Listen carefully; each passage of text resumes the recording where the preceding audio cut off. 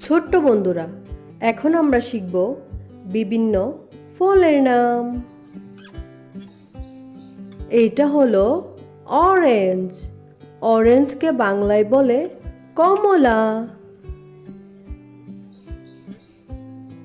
এইটা হলো অ্যাপল। অ্যাপলকে বাংলায় বলে আপেল। এটা হলো বানানা। বানানাকে বাংলায় বলে কলা। এইটা হলো গুয়াভা। গুয়াভাকে বাংলায় বলে পেয়ারা। এটা হলো ওয়াটারমেলন। ওয়াটারমেলনকে বাংলায় বলে তরমুজ।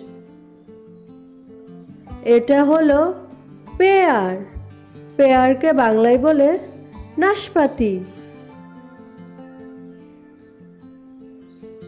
এটা হলো লেমন।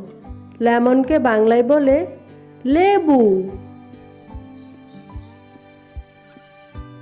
এটা হলো ম্যাঙ্গো। ম্যাঙ্গোকে বাংলায় বলে আম। এটা হলো চেরি।